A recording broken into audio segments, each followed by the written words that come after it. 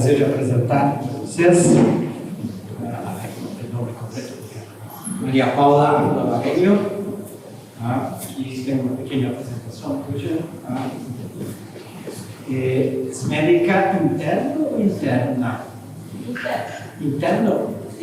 Ah, sim, médica interna pela Universidade Militar de Nova Granada, com 5 anos de experiência em pesquisa, como membro ativo do Seminário Silva, do Grupo Café da Universidade Militar de Nova Granada. Fez diversas apresentações em diferentes encontros, congressos nacionais e internacionais. Participou na realização de projetos com ênfase na fenomenologia, hermenêutica, relação médico-paciente e experiência do câncer. Foi vencedora em 3 ocasiões da matrícula de honra da Universidade Militar de Nova Granada, acreedora, com certeza, como? Vencedora do reconhecimento aos estudantes destacados pela pesquisa por parte da Universidade Militar de Nova Granada, em 2021, e vencedora do 16º Concurso Acadêmico Nacional de Medicina em 2022. Maria Paula, bem-vinda e tem uma palavra para você.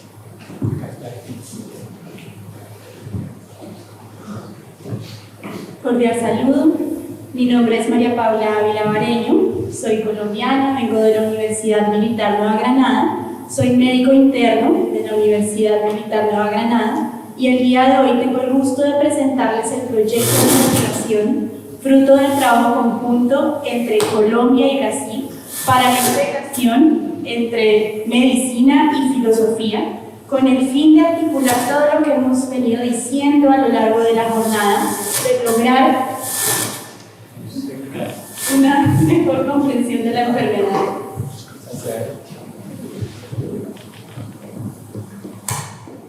Una mejor comprensión de la enfermedad a partir de la unión entre estas dos disciplinas.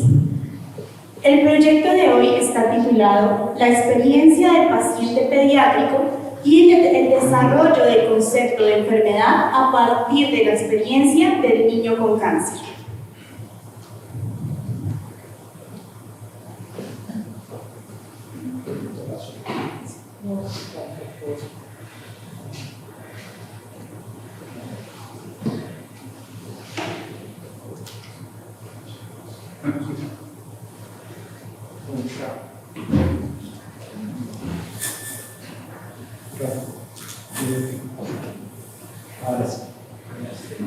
Este proyecto se encuentra dentro del gran marco de un proyecto mayor que tenemos, que está titulado La fenomenología hermenéutica en la interpretación de la experiencia de la enfermedad en el cáncer infantil, que es un proyecto a largo plazo que tenemos también en conjunto con Brasil. Entonces, para ponerlos en contexto de qué es lo que sucede,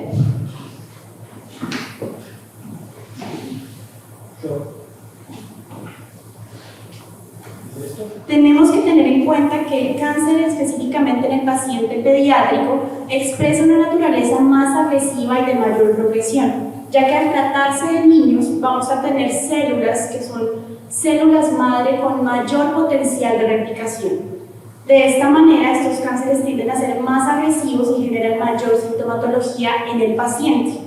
De esta manera, a su vez, va a tener una mayor severidad que en juxtaposición con los adultos. Así, este es un determinante y en realidad la segunda causa de mortalidad a nivel de pacientes pediátricos, no solo en el país, sino a nivel mundial, siendo las leucemias, el cáncer de la sangre, la principal causa del cáncer pediátrico en niños. A su vez, la mortalidad de la leucemia se ve asociada al nivel socioeconómico del niño, siendo que niños con menor nivel socioeconómico en situaciones de pobreza y desnutrición tienden a una mayor probabilidad de fallecer ante el cáncer que los niños que tengan mayor acompañamiento y mayor posibilidad de diagnóstico. A su vez, el dolor es un síntoma que acompaña a lo largo de toda su evolución al paciente oncológico, siendo que este no solamente debe considerarse como una respuesta física, sino que debe entenderse de una manera integral, que afecta las dimensiones sociales, psicológicas y biológicas. De esta manera también debemos comprender que la evaluación del dolor en los niños es aún más compleja que en los adultos, ya que estos no poseen la misma capacidad de comunicar la intensidad, la localización, las cosas que rodean al dolor. De esta manera, este va a ser individual, así como sucede en el paciente adulto, y se va a ver afectado por la edad del niño, el sexo del niño, el desarrollo cognitivo que éste presenta y la cultura que lo rodea. Siendo que, y hay que es muy importante tener en cuenta, que dentro del contexto de la realización de la historia clínica, es únicamente hasta los 6 años de edad que un niño puede verbalizar el dolor. Antes de esto solo nos podemos valer del examen físico, de la palpación, de la auscultación o incluso de lo que un tercero, usualmente los cuidadores o los padres, nos refieran para lograr o intentar llegar a comprender esta experiencia. A su vez, el cáncer está rodeado de estigmas y preconcepciones que van a llevar a que este dolor no solamente esté influenciado por las mismas, sino que pueda ser descrito dentro de estas dimensiones. Se ve como una enfermedad que es mutilante, asociada a lo que veíamos anteriormente con tratamientos que requerían de grandes resecciones quirúrgicas, costosa, ya que son tratamientos a largo plazo, que no solo son costos económicos, también costos físicos, también costos a nivel de cansancio y de la familia, una enfermedad que asusta, que es una enfermedad que usualmente es considerada como una sentencia de muerte para el paciente, que amenaza la vida, ya que se tiene este preconcepto de que a la persona que le dé cáncer fallece, y como decía previamente, si es en un contexto socioeconómico de dificultad, tendríamos una mayor probabilidad de lo mismo, y al tratarse de niños se ve truncada una vida que apenas está comenzando. Dolorosa, ya que se considera que los pacientes de cáncer pueden experimentar hasta 3 episodios de dolor agudo de alta intensidad durante la semana, y que es sombría, que presenta un pronóstico indefinido, no se conoce, y mucha como un desconocimiento alrededor de la enfermedad. Debe entender que el dolor influencia la experiencia del paciente con cáncer. Es un elemento que va a acompañar todo el proceso, desde el diagnóstico, el tratamiento e incluso posterior, la curación de la enfermedad. Y de esa manera es muy importante establecer un diagnóstico oportuno que permita un tratamiento integral, no solamente considerando la desaparición de las células malignas o el cáncer propiamente dicho, sino también el manejo de este dolor crónico. Mejorar también el pronóstico y el tratamiento de la enfermedad, y también lograr un mejor entendimiento de los procesos de dolor y sufrimiento por parte de los trabajadores de salud, médicos, enfermeras, auxiliares, que permita un abordaje mucho más óptimo para esta enfermedad. Así que es lo que nosotros queremos lograr con este proyecto de investigación. Más o menos entender la experiencia de la enfermedad en el paciente pediátrico por medio del lente de la fenomenología hermenéutica. De esta manera lo que hicimos fue un encuentro entre la medicina y la filosofía por medio de un diseño cualitativo que pues tenía un enfoque fenomenológico y hermenéutico, y lo aplicamos en niños entre 7 y 18 años de edad que en ese momento tuvieran diagnóstico de cáncer.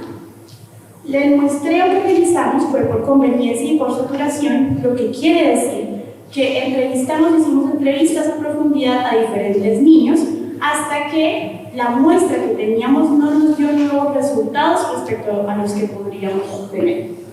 Y teníamos en cuenta las guías éticas para realizar esas entrevistas, en las cuales se realizaron de manera personal con los niños de diferentes grupos etarios y también con sus cuidadores, dándonos una experiencia más amplia de lo que estos niños vivían y habían vivido. Se hicieron análisis de ciertas categorías establecidas que ya voy a mencionar, y finalmente se realizó un análisis fenomenológico con ayuda y asistencia de un filósofo para poder entender qué era lo que expresaban estas categorías.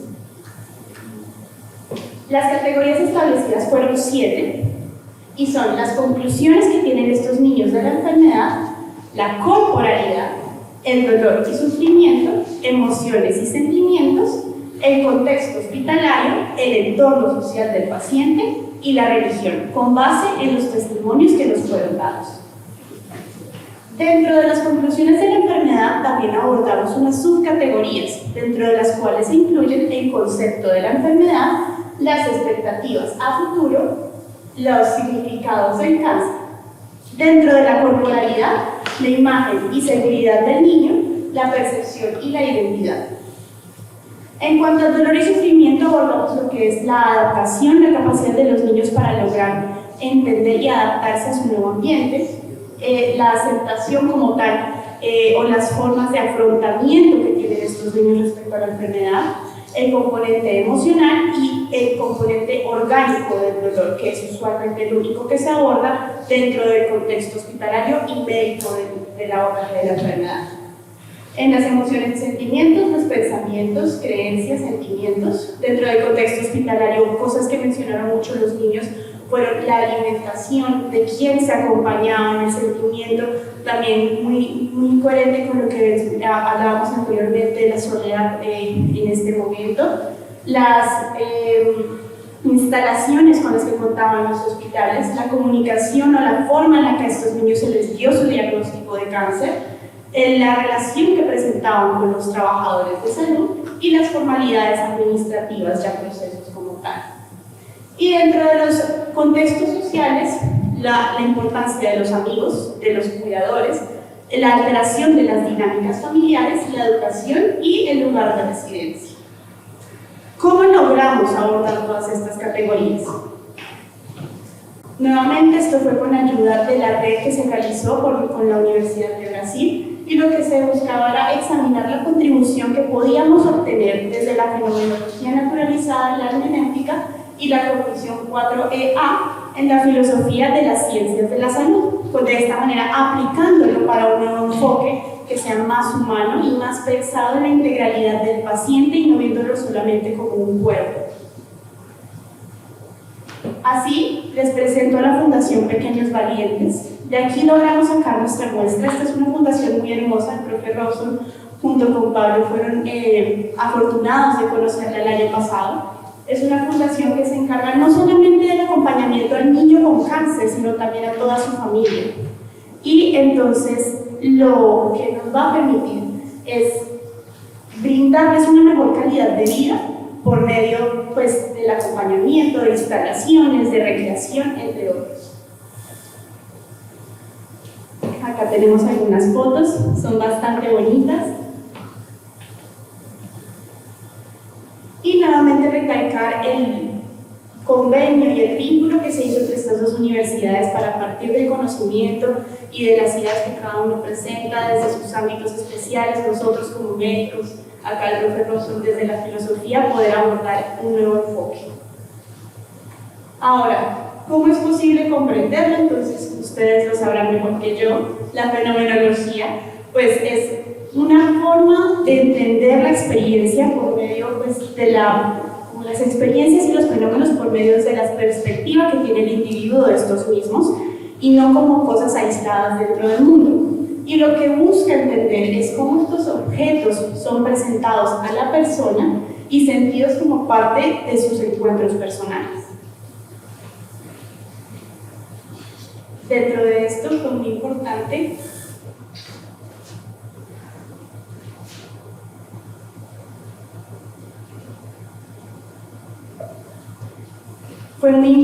tener en cuenta las 4 características de la fenomenología que tiene que ser descriptiva, reducible, en busca de la esencia e intencionada. Y a su vez tenemos que entender que el cuerpo no puede experimentarse como una máquina desde una óptica biológica, sino que tenemos que ver que hay 2 tipos de corporalidad. Está el cuerpo objetivo, que es visto meramente como lo material, lo que estudiamos a nivel de medicina en general. Estudios, exámenes, imágenes, que si hay un tumor, una masa, si está alterada la función de un órgano y hasta ahí. Mientras tanto, el cuerpo vívido es aquello que referencia cómo este individuo se va a encontrar con el ambiente, cómo esta persona interacciona con el mundo en el que lo rodea. y de esta manera es más una herramienta, habitando un espacio con significado, por lo cual no se puede reducir simplemente a una máquina que funciona o no funciona. De esta manera, al ser un conducto para experimentar el mundo, cuando su composición biológica se ve alterada, no solamente va a dejar de funcionar un órgano como una máquina, sino que este cuerpo representa todo el potencial de acciones, de interacciones que este cuerpo genera. De esta manera, por medio no solamente de la enfermedad, sino también del proceso de envejecimiento, el paciente y en general todos los seres humanos, y es normal, vamos a presentar una alteración de las posibilidades del cuerpo, incrementando la fragilidad, no sin embargo haciendo que este cuerpo sea inútil o dañado o malo. Así pues, dentro del proceso del cáncer y del envejecimiento, entonces tenemos al cuerpo vivo que interacciona con el medio, con el envejecimiento, con la aparición de una enfermedad que no únicamente puede ser el cáncer, va a haber una disminución de las posibilidades que se puede percibir, como la pérdida de la certeza, del control, de la libertad, de un mundo familiar en el que el paciente interacciona, y de esta manera va a generar ese sentimiento de debilidad, de vulnerabilidad, de la pérdida de la confianza que tiene el paciente de realizar sus cosas, por ejemplo, de correr, de saltar, de la fuerza que posee, y de esta manera el paciente va a generar cambios de humor, aislamiento, al sentir desconfianza no solo de sí mismo, sino que la proyecta hacia las personas que lo rodean. De esta manera, incrementando sentimientos de soledad, de tristeza y llevando al paciente pues, a todo este compendio de emociones que conocemos. Así pues, nosotros tomamos esta experiencia significativa por medio del relato en primera persona y primero nos preguntamos si era para una persona posible experimentar el dolor, y sí lo es. El dolor es propio de la existencia humana. No es posible anular al dolor y apartarlo de la existencia, pues es el mismo dolor lo que nos recuerda que somos finitos en el mundo, que tenemos limitaciones. Y de esta manera, aislar este dolor sería inhumano.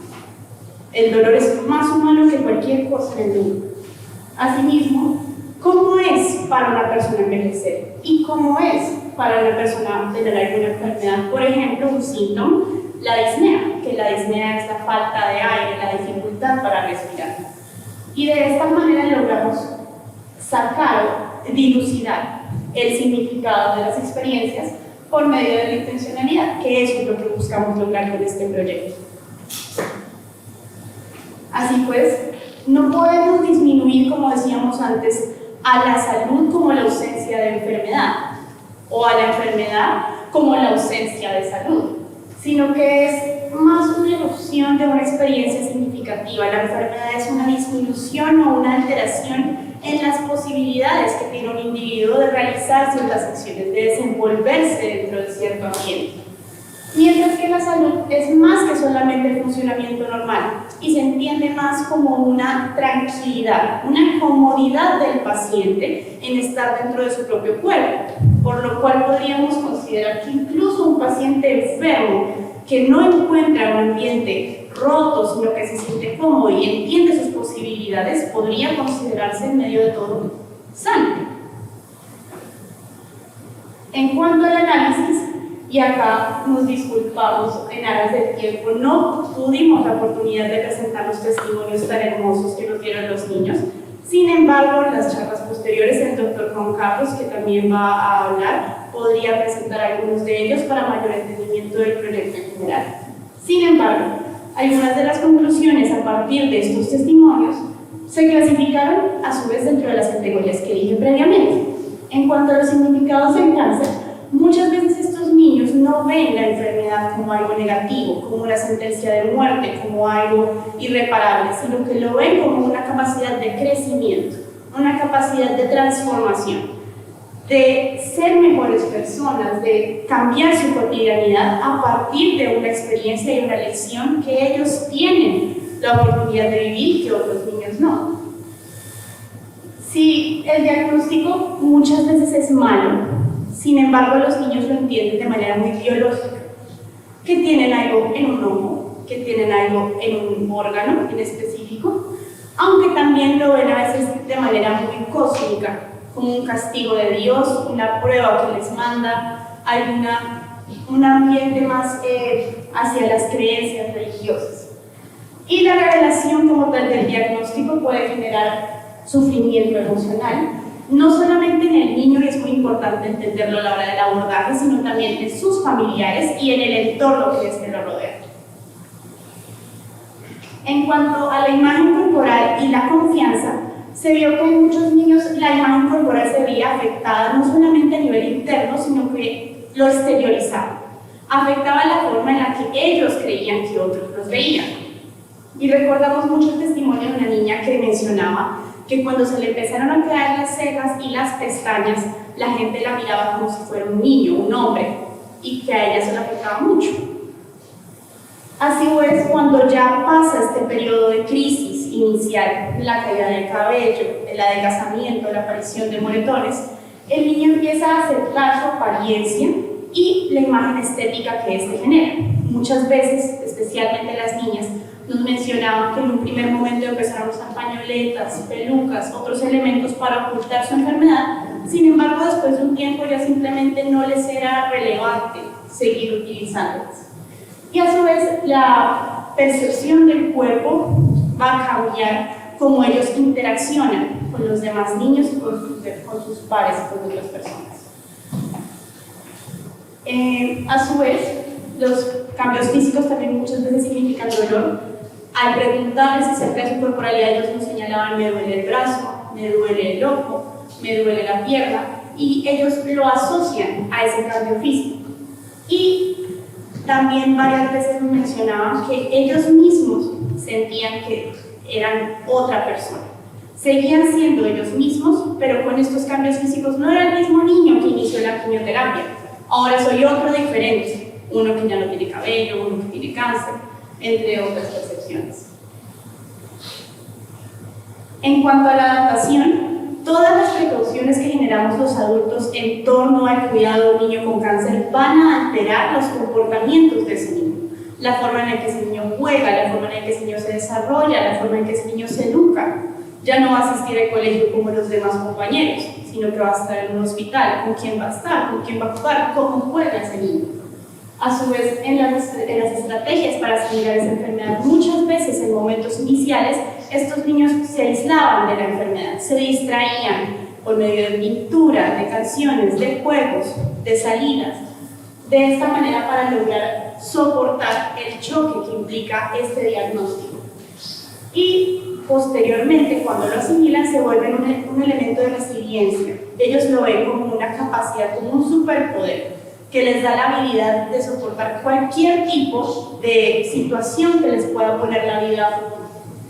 A su vez, la fuerza emocional del niño muchas veces también viene del soporte de su cuidador. Si tenemos un cuidador que se muestra fuerte, que se muestra ávido a ayudar a este niño, el niño a su vez también va a tener la capacidad de soportar la enfermedad. En cuanto al nivel emocional, la soledad es un elemento importantísimo dentro de la experiencia, especialmente del tratamiento. Cuando los niños se encuentran aislados en quimioterapia, presentan largas estancias hospitalarias en las que simplemente tienen contacto o con ellos mismos, si tienen suerte con sus familiares, ni siquiera hablemos del entorno escolar. Entonces, estos niños tienden a sentirse aislados y solos. Y el dolor que estos niños sienten a veces se refleja en sus cuidadores. Y nos expresaban estas personas que cuidan a los niños que muchas veces llegaban a desear que ese dolor que sintiera el niño lo sintieran ellos, como tratar de compensar este dolor que estaba sintiendo esta persona. Y la experiencia de superar este dolor físico muchas veces se ve reflejada en la experiencia de la enfermedad, y es una parte muy importante del relato. En cuanto al orgánico, muchas veces el dolor se asocia al tratamiento, especialmente a las tomas de muestras, muy especialmente a la toma de pinchazos, de agujas, de como tal estos momentos tan incómodos en el momento de la atención hospitalaria. Pero en cuanto a la quimioterapia específicamente, tenemos efectos más asociados a mareos, fatiga, ganas de vomitar, que no puedo comer. Y estos cambios físicos se asocian también a experiencias negativas. Y a experiencias negativas no solamente con el personal de salud, sino con el entorno hospitalario como tal. En cuanto a las creencias y emociones, muchas veces estos niños sufren de burlas o de comentarios que son a veces no tan malintencionados por parte de sus compañeros, y eso afecta la percepción que ellos tienen de sí mismos y de su enfermedad. En algunos casos se hacen conscientes de esto a partir de una burla de un compañero o de otro niño, y esto les afecta de sobremanera dentro de su emocionalidad. Y el soporte, como decía previamente, de su familia y de sus cuidadores es esencial al momento de superar este proceso de enfermedad. En cuanto a los sentimientos, son los que siempre van a estar primordiales dentro de los relatos del paciente con cáncer. Es el miedo a qué va a pasar, a la ignorancia de por qué me están chuzando, por qué me están tomando imágenes, porque muchas veces no se los mencionan, la soledad y la tristeza. Y al verse esta enfermedad como una amenaza hacia la vida, la incertidumbre y el miedo priman ante cualquier cosa. Y especialmente en cuanto al tema de las inyecciones y como tal de los pinchazos, siempre va a generar miedo y ansiedad. En cuanto a la alimentación, muchas veces generan sentimientos muy negativos respecto a la comida, ya que los manejos y los tratamientos que tienen estas enfermedades generan náuseas, vómitos e intolerancia a diferentes tipos de alimentación. Y posteriormente, especialmente niños de mayor edad, van a generar una comprensión de que la alimentación es esencial para el proceso de recuperación, por lo cual vuelven a generar una relación más amable con la alimentación. Al estar tan solos en cuanto a la compañía de los niños, muchas veces ven en el personal de salud compañeros de juego, compañeros para hablar, para contar las experiencias, por lo cual es muy importante que estas personas, personal de salud, enfermeras, médicos, sepan cómo tratar a estos pacientes. Y especialmente cuando hablamos de niños con cáncer, hay algunos hospitales que tienen la facilidad de tener escuelas especiales para niños que están internados. Pueden llegar a ser ciertos amigos, aunque no es el caso de todos los niños. En cuanto a la experiencia de tratamiento, el mayor temor y el susto que estos niños sienten en el momento del tratamiento se ve asociado al desconocimiento de por qué se están haciendo las cosas. Muchas veces asumimos que los niños no van a entender o que no comprenden la totalidad de las cosas que tenemos que hacer. Sin embargo, al no entender, al no explicárseles, lo que van a generar es miedo, ya que me están chuzando porque lo hacen y no lo saben. Y específicamente las agujas y algunos medicamentos se asocian con sufrimiento y con dolor. Muchas veces asocian el juego, la presencia en ambientes menos restringidos y el tratamiento gentil como aspectos positivos cuando recuerdan un lugar, mientras que cuando estas características faltan se asocia a una experiencia más negativa. Y las estadías en largos periodos de tiempo en una habitación, en una facilidad, están asociadas a mucha demanda emocional y física por parte del paciente y de su familia. En cuanto a la comunicación del diagnóstico, muchas veces los niños se sienten traicionados o tristes cuando se dan cuenta que sus cuidadores han escondido el diagnóstico de ellos y se enteran por terceros, por psicólogos, por enfermeros, por doctores que les dicen: ah, tú tienes cáncer, y el niño no tenía idea porque la familia decidió que era mejor protegerlo a no contarle. Incrementa pues el sufrimiento tanto en el paciente como en su familia, y cuando logran después de un proceso largo aceptar la presencia de la enfermedad, así como pues la relación que tienen con ella, va a mejorar esta percepción tanto en los niños como en los cuidadores.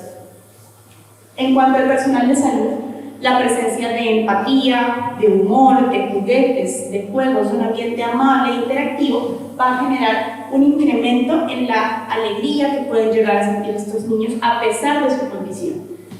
Y escuchar, esto también lo vimos y nos pareció muy interesante, experiencias personales de personal de salud que haya vivido y haya sobrevivido al cáncer va a incrementar la confianza que tienen estos niños con estas personas, por lo cual cuando hay un buen trato muchas veces van a recordar por nombre propio al personal de salud que los atendió. Me atendió María, me atendió Juanita, me atendió Juan.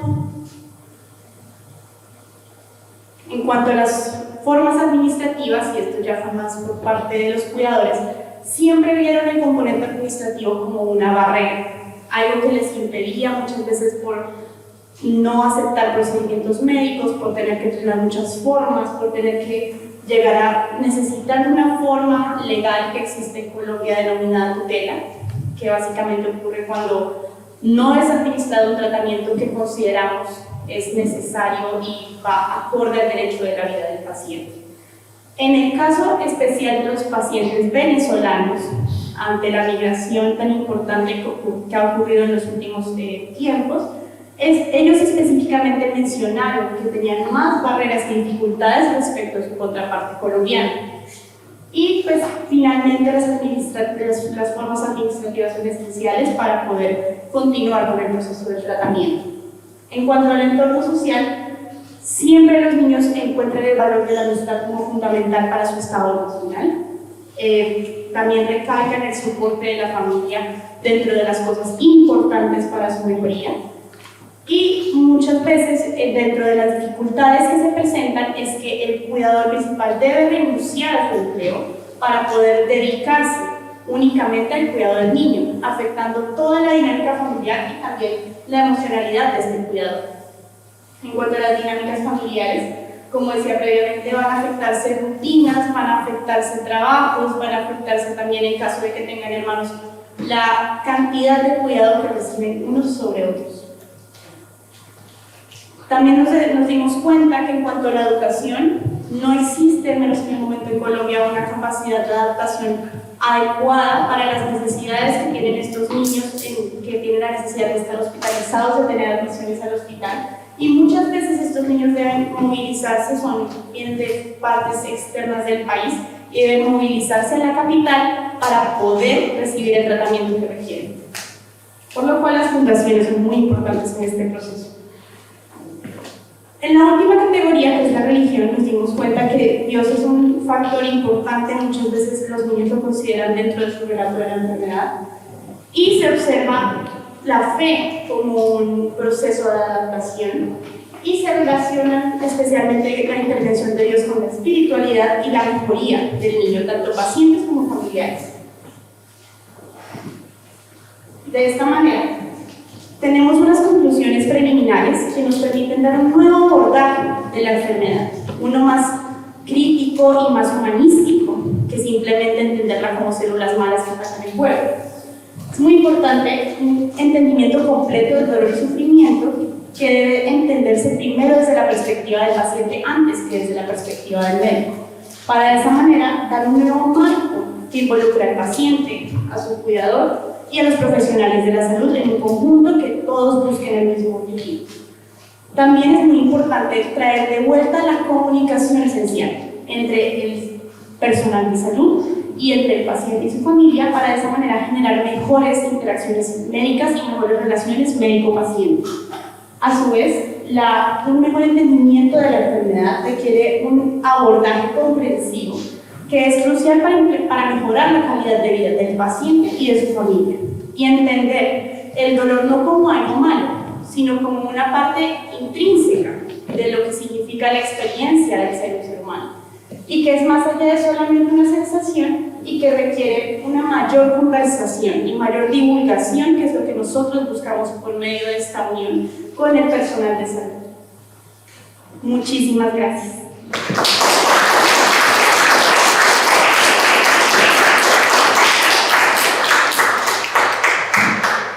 Gracias, Paula. Bem, temos alguns minutos para intervenções, comentários e perguntas. Professor Flávio, hoje eu queria fazer uma pergunta muito simples sobre si llegaron a tener una correlación entre un elemento de la experiencia que hiciste mencionar al comienzo, que los niños comprendían la enfermedad como una oportunidad de transformación, de cambio. ¿Llegaron a hacer una correlación con la edad? Por ejemplo, porque la muestra va de 18 a ¿cuántos años? 7. Y este tipo de expresión, ¿tuvieron alguna correlación con edad? Por el momento, y la verdad sería un enfoque muy interesante, no tenemos como tal la correlación existente. Sí hay varios testimonios que lo implican, sin embargo tocaría nuevamente hacer un énfasis y una búsqueda dentro de la, como tal, de los documentos que tenemos para hacer ese proceso.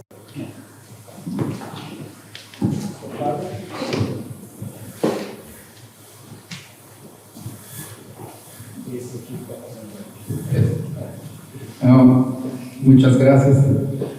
Una pregunta sobre soledad, pero yo no entendí muy bien si era una cosa que era parte del cuestionario, ¿cómo se dice? La encuesta, o si era un resultado que los niños declararon que se sienten solitos, y cómo se mide la soledad, por ejemplo, ¿cuáles son los indicadores de soledad que hemos dado? Bueno, profe, entonces nosotros como tal hicimos entrevistas a profundidad y lo que permitíamos era que el niño se expresara, tratando de hacer preguntas abiertas. Nosotros no inducíamos ninguna respuesta. La pregunta es: ¿qué emociones te produce tu enfermedad a nivel general? Y muchas veces eran los mismos niños los que traían el término dentro de la conversación.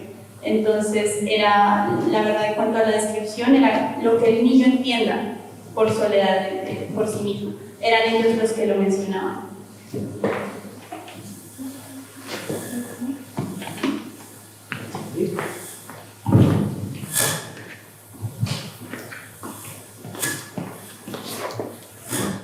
Vale, gracias. Bueno, primero, pues, mis más sinceras felicitaciones por este trabajo tan interesante que están haciendo.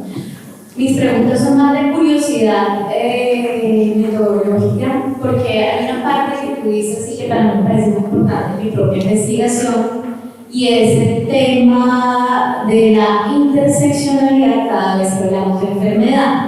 El tema de que la cuestión de clase, la cuestión de género, la cuestión de edad afecta. Es un poco parecida a la del rostro, porque cuando lo dices al principio, que no es lo mismo un niño que tiene cuidados a un niño que no tiene cuidados, pero luego nos das las conclusiones generales. Entonces mi primera curiosidad sería si han pensado hacer la matriz entre las diferencias de situaciones que puedan existir a relación del cuidado. Y en ese mismo orden presentaste la fundación, pero no sé muy bien la fundación trabaja con qué tipo de niños y en dónde están. Y en ese mismo orden de ideas, pues para no avanzarme, esa tenía mi curiosidad más grande. Listo, muchas gracias. Como tal, la fundación se encuentra en Bogotá. Tenemos niños, sin embargo, de todas partes del país. Como vimos, también tenemos una muestra de niños que son de Venezuela. Sí son niños que se encuentran más y son familias en situación de mayor vulnerabilidad que lo que podríamos conseguir en otro tipo de muestras. Sin embargo, todavía no hemos hecho como tal el análisis y la clasificación de estos pacientes dentro de diferentes estratos sociales o como de diferentes tipos de cuidados. Sin embargo, sí es una muestra que está un poco más hacia aquellas personas que requieran de la ayuda pues de esta fundación sin ánimo de lucro, que muchas veces pues, son menos favorecidas que otros grupos sociales. Y sí me parecería también un enfoque muy importante dentro de estos grupos y para las conclusiones, aunque estas son apenas conclusiones preliminares como tal de nuestro trabajo, incluir ese análisis clasificándolo por diferentes grupos etarios y diferentes condiciones sociales. Estamos rápidamente, estamos con el tiempo, porque tenemos un límite. Es una acotación muy puntual para complementar la respuesta de María Paula. El análisis también se hizo con un programa de datos cualitativos que se llama InVivo, que nos va a permitir sacar estas variables de asociación. Desafortunadamente tuvimos ahí un problema con la ejecución del programa y tenemos ya unos gráficos preliminares, pero pues no quisimos mostrarlos en la medida que aún faltan todavía depurarlos un poco, pero efectivamente sí podemos llegar a una categorización de respuestas teniendo en cuenta el género, la enfermedad y las edades. Y la fundación es un hogar de paso, es un hogar día donde llegan las familias. En la fundación les prestan todo el componente de vivienda, alimentación, y lo más importante es que tratan que la fundación emule las características del niño, que se sientan como en la casa. Entonces ahí las mamás cocinan en conjunto, los niños están en conjunto dependiendo de su cuadro clínico o la necesidad de aislamiento, pero lo que se busca es que sobre todo se sientan como si estuvieran todavía en el hogar, en la casa. Y aparte de eso, la fundación ayuda con trámites de citas, de medicamentos, de pañales, lo que se va necesitando. Entonces es un apoyo muy grande para las familias. Lamentablemente estamos con el tiempo muy apretado, pero podemos decir que podemos comer. En verdad no tenemos límite de tiempo, tenemos porque Ronaldo y Lorena tienen un límite porque son servidores y ya estamos con un retraso un poco significativo, pero si es rápido de ello, podemos tener 4 años de intervalo. Simplemente es muy sencillo y concreto. Si el proyecto de investigación tiene pensado una diferenciación con proyectos similares, con otros enfoques de investigación y con otra forma de comprender la relación institucional con la fundación que está poniendo los niños, tanto a nivel de otras perspectivas de investigación como a nivel institucional.